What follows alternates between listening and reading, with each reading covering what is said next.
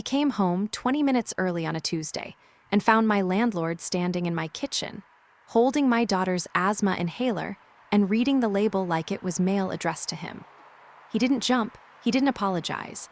Desmond Vale turned around slow, set the inhaler back on the counter exactly where he'd found it, and smiled at me the way a man smiles when he owns the floor you're standing on. The smoke detector was chirping, he said. I let myself in to fix it.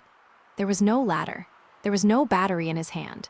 The detector on my ceiling had a green light, steady, the way it had been steady for 11 months. I want to tell you how it ended, because it did end, and it ended the way these things almost never do in real life. A man who had a key to 41 apartments and connections at City Hall and a lawyer on retainer lost every single one of those units, paid $190,000 in penalties, and signed a settlement he read out loud in a courtroom while I sat 6 feet away and did not say one word. I never sued him. I never had to. I just kept the receipts, and in the end, his own key ring was the rope. But on that Tuesday, I didn't know any of that. On that Tuesday, I just stood in my own doorway with my keys still in my hand, and I understood, for the first time, that the lock on my door had never once been mine. I want to be honest with you about the kind of story this is, because there are a lot of stories that sound like it and aren't. This is not a story where I got angry and got a lawyer and sued a bad man and won a big check.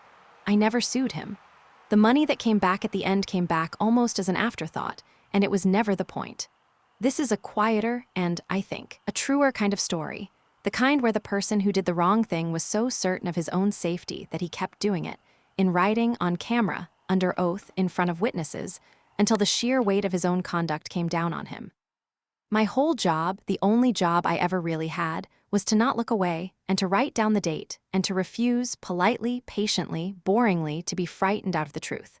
So stay with me, because the most satisfying thing in this entire story is not the $190,000 or the courtroom or the sold buildings. It's a cheap green drugstore notebook and an old woman's voice saying the truth doesn't get tired, and the exact moment a powerful man realized that the person he'd counted on to stay silent had been keeping a perfect record the entire time. Let me back up, because you need to understand the building to understand the man, and you need to understand the man to understand why he thought he was untouchable. My name is Renata Osai. I'm 38. I moved into Maple Court with my daughter Ivy in the spring of 2022, right after her father and I finalized the divorce and the house we'd shared got split into 2 cashier's checks and a lot of silence. Maple Court was a 4-story brick building on the corner of Ashfield and 9th, 41 units, built in 1961, the kind of place that looked solid from the street and told the truth up close. The rent was $1,100 a month for a 2-bedroom, which in that city, in that year, was a small miracle.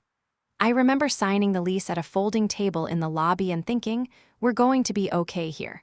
The man who handed me the pen was Desmond Vale. He was maybe 55, tall, expensive gray coat, a watch that cost more than my car. He owned Maple Court, and I would learn, 6 other buildings scattered across the east side of the city, a little empire of old brick that he'd bought cheap in the years when nobody wanted them, and now rented out at the top of what the market would bear. He was charming at the signing. He called Ivy, young lady, and told her the courtyard had a cherry tree that bloomed in April. He was right about the tree. He was wrong about almost everything else, but he was right about the tree. I remember the details of that signing because I've gone back over them so many times since, looking for the warning I missed. He complimented my references. He said he liked responsible tenants, and he said it the way a man says a thing he intends to weaponize later. He waved off the parts of the lease I asked about. Boilerplate, everybody's lease says that. When I pointed at the clause about entry, the one that said reasonable times. I even asked him, mildly, so you'll let me know before you come in? And he smiled and said, I always do when it's needed, which is the kind of answer that sounds like a yes and commits to nothing. I signed. Of course I signed.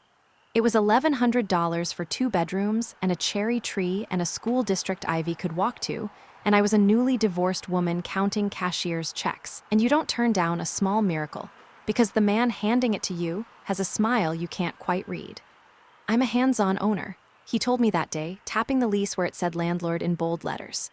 You have a problem, you call me directly, not a management company. Me. I thought that was a good thing, I actually thanked him. It would be almost a year before I understood that hands-on meant his hands on my things whenever he decided, and that the phone number he'd given me rang and rang and rang whenever something was actually wrong. The first year was fine, mostly, and I need to be honest about that, because the way these stories usually get told, the villain is a monster from page 1. Desmond wasn't. That's what made him dangerous. He was pleasant right up until the moment you asked him for something, and then a door would close behind his eyes that you could almost hear. The first small wrongness was the mail. In August of that first year, I came home, and my apartment smelled faintly of cigarette smoke, which was strange because I don't smoke and neither does Ivy. Nothing was missing. Nothing was moved that I could swear to. But a drawer in the kitchen was open an inch, and I'm a person who closes drawers. I told myself I'd left it. You tell yourself a lot of things when the alternative is frightening. Here is the thing about that first year that I want to be fair about. Desmond fixed things, sometimes when they were easy and cheap and visible. A leaky faucet washer, a sticky front door buzzer, a light bulb in the lobby. He'd show up, competent and pleasant, do the small easy thing, decline the offered thank you with a wave, and leave you feeling you'd been silly to worry. That was the trap. The visible cheap fixes bought him credibility he then spent on the invisible expensive refusals. A tenant who's watched him replace a washer with his own hands finds it very hard to believe that same man would let a baby freeze or a ceiling rot. And so, when the boiler failed, people's first instinct was to make excuses for him, to assume it was hard, to give him the benefit of a doubt he had carefully cultivated. I did it too. For most of that first year I was, without knowing it, a character witness for a man who was robbing the people around me of their safety. That shame is part of why I did what I did later. I'd been fooled, and I don't like being fooled, and the antidote to being fooled is a written record that doesn't care how charming anybody is. Then in October, my downstairs neighbor, an older woman named Priya Nandakumar, stopped me by the mailboxes. Priya was 71, sharp as a tack, had lived in Maple Court since 1998, back when a different family owned it. She lowered her voice even though we were alone. "Does he come into your apartment?" she asked me. "Vale, does he go in when you're not there?" I said I didn't know. I said I didn't think so. She looked at me for a long moment and said, "You will know, start writing down when things feel wrong. Write the date. Write the time, that's all. Just the date and the time." I thought she was a lonely old woman with too much imagination. I did not start writing things down. I would come to wish, very badly, that I had listened to her in October instead of the following March. The second small wrongness came in November, and it was the kind of thing that's so small you feel foolish even noticing it. I keep Ivy's school photos in a frame on the windowsill, angled a particular way so the afternoon light doesn't wash them out. One evening the frame was turned. Just a few degrees, toward the door instead of the light. Ivy swore she hadn't touched it. I told myself the radiator's vibration had shifted it, or I'd bumped it dusting, or any of the dozen small lies you tell yourself. But I found, that night, that I'd started doing a thing without deciding to. I'd started noticing where I left things. The exact angle of the frame, whether the closet door was flush, which drawer was proud of the others by half an inch. I didn't write any of it down yet. That came later, but some animal part of me had already begun keeping a record it hadn't told the rest of me about. That's what living above a man with a key does to you, slowly. It turns your own home into a place you have to memorize. I want to tell you about Priya, because she is the real beginning of this, more than Desmond is. Priya Nandakumar had been a records clerk for the county for 31 years before she retired. 31 years of dates and times and case numbers, of learning that the thing that saves you is never anger and always paper. She lived directly below me in Unit 2C, and after that conversation by the mailboxes, she started inviting me down for tea on Sunday afternoons, while Ivy did homework at her kitchen table, and ate an alarming number of Priya's ginger biscuits.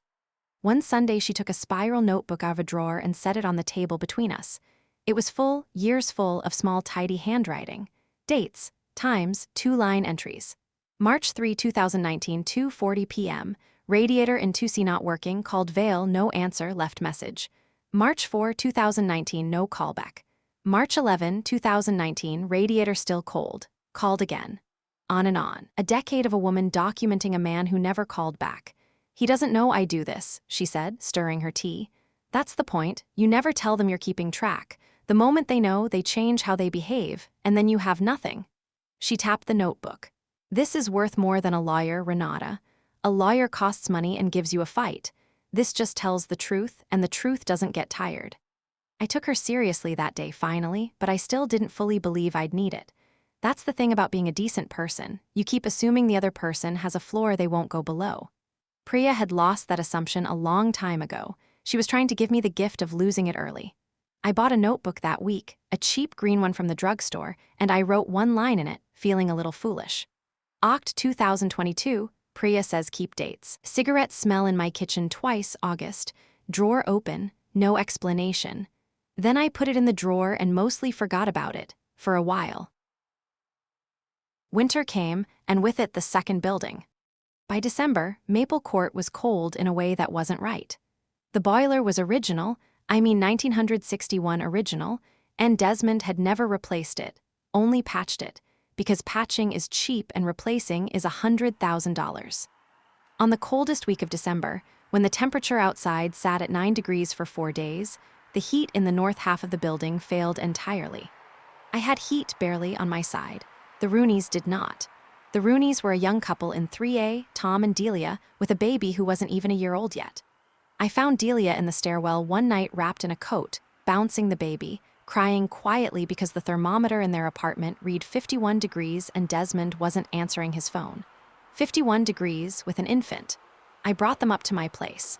We ran my oven with the door open, which you're not supposed to do, and we put 3 space heaters in Ivy's room and slept the 4 of them in there. And I sat up half the night thinking about how a phone can just ring and ring while a baby is cold. Desmond finally sent a man out on the 3rd day, not a licensed technician, just a handyman named Court who did cash jobs for him, and Court banged on the boiler until it wheezed back to life at maybe 60%. When Delia asked Desmond, in writing, to fix it properly, he wrote back a single line. The heating system is functioning within normal parameters for a building of this age. I saw that email. Delia showed it to me. And I wrote in my green notebook, the second real entry, Deck 2022, boiler failed 4 days, north side, 9 degrees F outside. Rooney baby in 51 degrees F apt.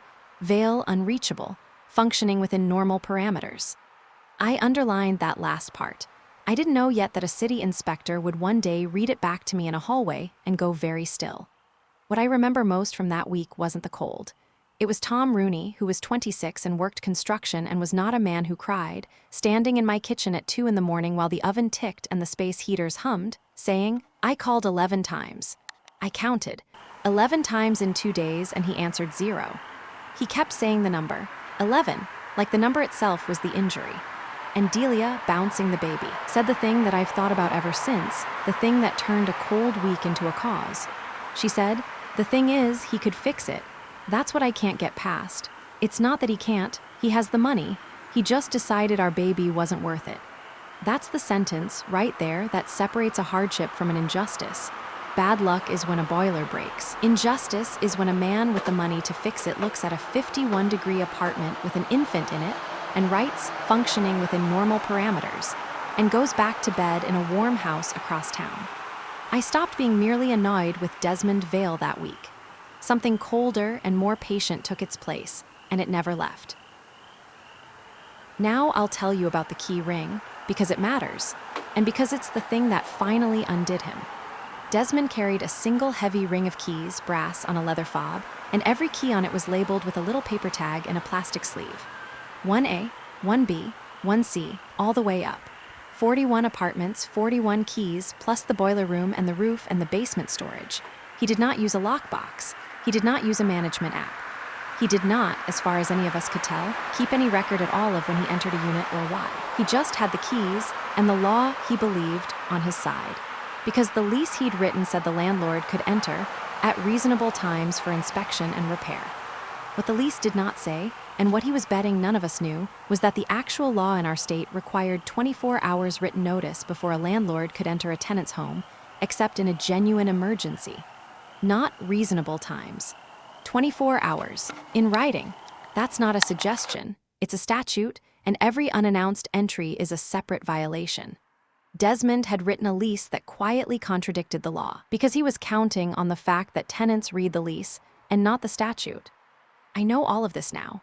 In the winter of 2023, I knew almost none of it. What I knew was that Priya had once seen him let himself into an empty unit and stay 40 minutes, and that my kitchen sometimes smelled like smoke, and that the man had a key to my daughter's bedroom and had never once, not one single time, given me notice before he used it. Which brings me back to that Tuesday in March and the inhaler. Ivy has asthma. It's managed, it's fine, but a rescue inhaler is not an optional object in our home. It's the thing that stands between a bad night and an ambulance. I keep one on the kitchen counter, one in her backpack, one by her bed. So when I came home early because a client meeting got canceled, and I found Desmond Vale standing at my counter turning Ivy's inhaler over in his fingers, something in me went cold and clear in a way it had never gone before. "There's no ladder," I said. My voice came out steadier than I felt. "You said you came to fix the smoke detector. There's no ladder and no battery, and the light is green." He set the inhaler down. "I must have been mistaken about the unit," he said smoothly. "These old detectors, you hear them chirping in the hall, hard to tell which apartment."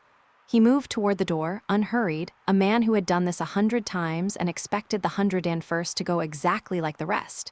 As he passed me, he said, almost kindly, "You should really keep your medications put away. Children get into things." And he let himself out, with his own key, into the hallway of the building he owned. I stood there for a long time. Then I did 3 things. I called Ivy's school and confirmed she was in class. I took a photo of the smoke detector's steady green light, with the time and date stamp turned on in my phone settings. And I opened the green notebook and wrote, in handwriting that was not quite steady, March 14, 2023, 4:52 p.m., came home early. D. Vale inside my unit, no notice, holding Ivy's rescue inhaler. Claimed smoke detector. No ladder, no battery, detector light, green photo, told me to keep medications put away. I read it back twice. Then I called Priya and I said, "You were right. Teach me how to do this properly." She said, "Come down. Bring the notebook. Bring tea." Priya taught me a method, and I'm going to lay it out plainly, because the method is the whole spine of what happened, and because someone reading this might need it. Rule 1, date and time always on everything, not last week. March 14, 4:52 p.m. Rule 2, photograph with the timestamp visible, and photograph the wide shot and the detail both. The green light on the detector and the whole ceiling so no one can say you moved it. Rule 3, put everything in writing to him and keep it polite and keep it factual, and never once say anything you'd be embarrassed to have read aloud in a courtroom. Dear Mr. Vale, I'm writing to confirm that on March 14 at approximately 4:52 p.m. I found you inside my unit without the 24 hours written notice required by law. Please provide such notice in the future. No anger, no threats, just the facts and the statute. In writing, dated, with a copy saved. Rule 4, and this was the one Priya pressed hardest, never tell him you're keeping records, never brandish the notebook, never say I'm documenting this.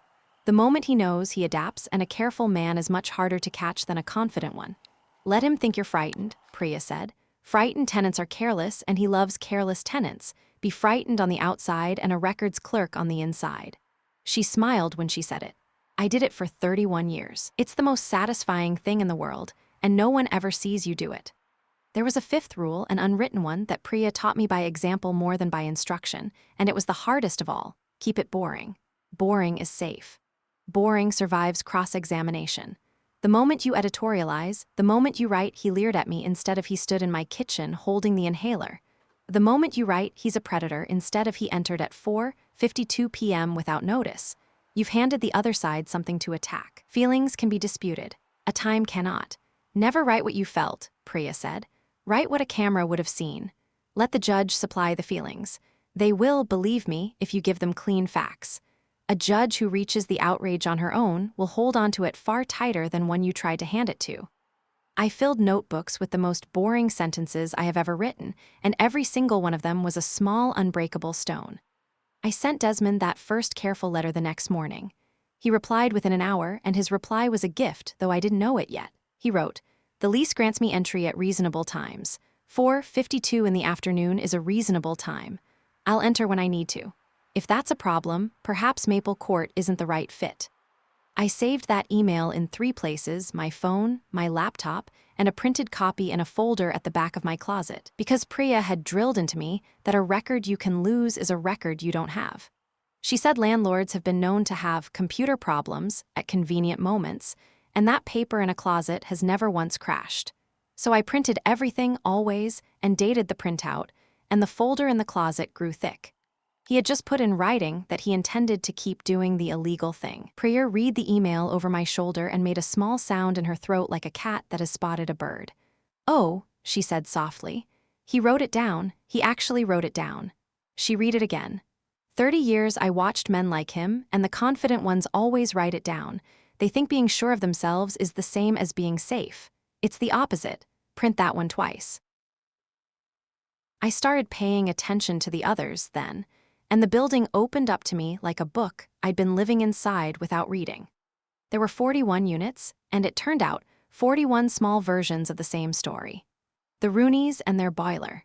Priya and her decade of unanswered calls. A retired schoolteacher named Marcus felled in 4B, whose bathroom ceiling had a brown bloom of water damaged the size of a dinner plate, spreading for 2 years, that Desmond kept painting over instead of fixing the leak above it. A nursing student named Ayana Cross in 1D, who'd found Desmond in her apartment, checking the windows, and had been too frightened to say anything because her lease was up in 4 months, and she couldn't afford to be blacklisted. A man named Georgi Petrov in the basement unit, an illegal basement unit. I'd learn, one that never should have been rented at all, living next to a furnace with no carbon monoxide detector. I didn't organize them. That's important. I want to be honest that I did not, at first, do anything as brave as organizing the tenants. I was scared too. I had a daughter and $1,100 of rent and a lease that could not be renewed. What I did was smaller and quieter. When I talked to a neighbor and they told me a story, I'd say gently, "You should write that down. The date, the time, just for yourself." I gave 3 people cheap notebooks from the drugstore. I became, without quite meaning to, the person Priya had been for me. And a building where everyone is quietly writing down the date, and the time is a very different building from one where everyone is just frightened, though it looks exactly the same from the outside. That was the point. That was always the point. I learned, in those months, that fear in a building is a kind of engineered thing, that Desmond had built it deliberately, tenant by tenant, and that the reason no one had ever fought him was that no one knew they weren't alone. Marcus thought his ceiling was his private humiliation. Ayana thought the window incident was something she'd have to swallow because she couldn't afford not to. Georgi thought his basement was the best a man in his situation could hope for. Each of them was carrying their piece of it in isolation, ashamed, certain they were the only one, certain that speaking up would single them out. That isolation was Desmond's real product. He didn't just rent apartments, he manufactured the loneliness that kept people quiet. And the only thing I ever really did, the only genuinely important thing, was to be the connective tissue, the person who said to each frightened person, quietly, "You're not the only one, and the thing you're ashamed of isn't your fault, and the date it happened matters." You don't need to be brave to do that.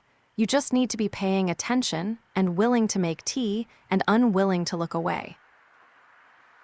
Marcus Feld's ceiling was the first thing that turned documentation into danger. Marcus was 66, a widower, 30 years teaching high school chemistry, and he had a way of describing his own leak like a lab problem. The stain grows approximately 2 centimeters per month, which suggests a slow, continuous source rather than an acute event. He'd been reporting it for 2 years. Desmond's fix, every single time, was to send Court with a can of stain-blocking primer to paint over the brown, so it looked new for a few weeks before it bled back through. But that spring, the ceiling started to sag.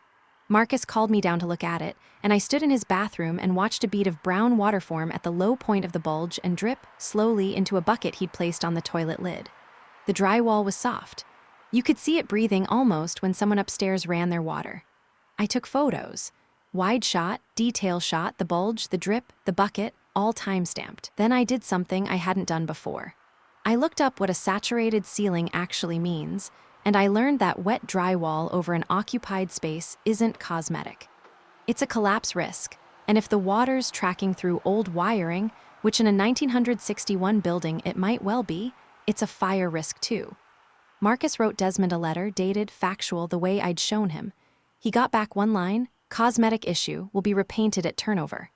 I photographed that email, and I wrote in my green notebook, April 2023, 4B ceiling saturated, sagging, dripping, 2 years of complaints.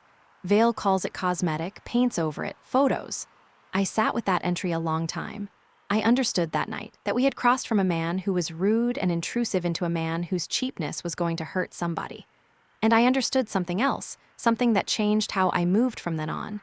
The more he wrote cosmetic and functioning within normal parameters and reasonable times, the deeper he was digging. Every dismissive email was a brick in a wall that would one day fall on him. I just had to keep the bricks. In May, Desmond made his first real mistake, though he thought it was a power move. The Rooneys, Tom and Delia, the couple with the baby and the 51-degree apartment, had finally filed a formal complaint with the city's housing office about the heat. Not a lawsuit. Just a complaint, a form, the kind of thing a frightened young couple does when they've run out of other options. It was completely legal. It was, in fact, exactly what the system exists for. 11 days after that complaint, the Rooneys got a notice from Desmond raising their rent by $400 a month. No one else in the building got a raise. Just them. Just the ones who'd complained. Delia showed me the notice in the stairwell, and her hands were shaking, and she said, "Can he do that? Is that legal? We can't pay $400 more. He knows we can't." And I looked at the date on the complaint and the date on the rent notice, 11 days apart, and I felt something I can only describe as a door opening in my chest. I'd started by then, spending my evenings after Ivy went to bed reading the actual statutes. Not law school reading, just a tenant at a kitchen table with a laptop and the free legal aid website and a lot of stubbornness, looking up the exact words of the law the way Priya had once looked up case numbers. It's astonishing what's just sitting there, public, free, that landlords count on you never reading. I'd read the notice statute, the 24 hours in writing one that Desmond's lease quietly contradicted. And that week, chasing the sick feeling the Rooneys' rent notice had given me, I found the retaliation statute, and I read it 3 times, and I felt the floor of the whole situation shift under me. Because I had, by then, started reading the actual law. And I knew, the way you know a thing is true before you can prove it, that raising the rent on a tenant within a short window after they file a housing complaint is called retaliation, and it is specifically, explicitly illegal. There's a presumption written right into the statute. If the landlord takes an adverse action within a set period after a protected complaint, the law assumes it's retaliation and makes him prove it wasn't. Desmond had just handed the Rooneys a legal weapon and stamped the date on it himself. "Delia," I said, "don't pay it, don't move, and whatever you do, keep that notice. Keep the envelope. Photograph the postmark. This is the best thing that's happened to you." She looked at me like I'd lost my mind. 11 days. He did it in 11 days. I need to slow down and explain retaliation, because it's the engine of everything that came after, and because Desmond never once understood that it existed. In our state, and in most, there's a simple, powerful idea baked into landlord-tenant law. A tenant has the right to complain to the government about unsafe conditions without being punished for it. If you report the heat, the mold, the illegal entry, the broken smoke detector, and your landlord responds by raising your rent, cutting a service, or trying to evict you, that's retaliation, and the law flips the burden. Normally, the tenant has to prove the landlord did something wrong. But with retaliation, if the bad thing happens close enough in time to the complaint, the landlord has to prove he didn't do it out of revenge. He has to come up with a legitimate, documented, non-retaliatory reason. And a man like Desmond, who never documented anything, who ran everything on charm and cash and a key ring, had no such records to point to. Desmond thought fear was his tool. Raise the rent, threaten the lease, let yourself into their homes, keep them scared, and scared people don't fight. What he never grasped was that every act of retaliation was, legally, a confession. The rent hike 11 days after the Rooneys' complaint wasn't intimidation, it was evidence. The eviction notice he'd eventually send me wasn't a threat, it was Exhibit C. I explained as much of this as I could to Delia, and to Marcus, and to Ayana, sitting around Priya's kitchen table on Sunday afternoons that had quietly turned from tea into something else. Priya listened mostly, and corrected me when I got the procedure wrong, because she knew the county's forms by heart. "Don't tell them you know all this," she reminded me, tapping the table. "Let him keep thinking you're sheep. Sheep that write down the date." Ivy sat in the corner doing geometry, and the ginger biscuits disappeared. and outside the cherry tree Desmond had promised was, in fact, blooming. I bought a small camera in June, and I want to be careful about how I tell this part, because it's where a lot of people, in my position, make a mistake that hands the villain his defense. I did not put a camera inside my apartment pointed at nothing to catch him. I did not record audio, which where I live requires consent and would have poisoned everything I collected. What I did was legal and simple. I bought a little battery doorbell camera, the kind anybody buys, and I mounted it on the wall just outside my own door, in the shared hallway, pointed at my own doorway. In a shared hallway, there's no expectation of privacy, and a tenant is allowed to see who comes and goes at her own front door. I checked all of this. Priya checked it behind me. I even sent Desmond a polite note that I'd installed a camera at my entry for security, partly because it was honest and partly because a note like that, dated, becomes part of the record too. Here is what I learned in the first 3 weeks. Desmond Vale entered my apartment twice while Ivy and I were out without notice both times. The camera didn't see inside, it didn't need to. It saw him at my door, key ring in hand, letting himself in at 11:20 on a Wednesday morning and leaving 26 minutes later. It saw him do it again the following Tuesday. Time-stamped. Date, time, duration, his face, his key in my lock. Twice in 3 weeks. On top of the March inhaler incident. On top of everything Priya and Ayana and the others had seen. There was one entry that shook me more than the others. On the second Tuesday, the footage showed Desmond arrive, let himself in, and then, this is the part I made myself watch 3 times, pause in my doorway on the way out and glance up, directly at the camera. He saw it. He knew it was there. I'd sent him the note. And he looked at it, and he smiled, and he let himself back into the hall and locked my door behind him. He wanted me to know he'd been inside. That was the message. The camera wasn't a deterrent to him. It was a stage. He was so certain of his own untouchability that he performed his trespass for the lens, confident it could never be used against him. I sat in the dark watching that smile, and instead of the fear he intended, I felt something settle in me, cold and final. Because he'd just done, on a time-stamped recording, the very thing that would end him, entered my home without notice, knowingly, on camera. Smiling, and he thought it was a taunt. It was a confession with a bow on it. I didn't confront him. That was the hardest thing, to watch that footage and say nothing, to smile at him at the mailboxes, to play the frightened, careless tenant while a folder on my laptop grew fatter every week. But Priya was right. A confident man is careless, and Desmond, who thought I was just a scared single mother, kept being confident, kept using his key, kept writing his dismissive little emails, kept building the case against himself one entry at a time, while I quietly held the door open and let him walk through it. The basement is where the whole thing tipped from a private grievance into something the city could not ignore. And it started with a man named Georgi Petrov. Georgi lived in the basement of Maple Court, in a unit Desmond called the garden apartment. On the rare occasions he called it anything at all. It was not a garden apartment. It was a below-grade space next to the furnace and the water heater, with one small window well, a ceiling so low Georgi had to duck under a heating duct to get to his bed, and no second exit.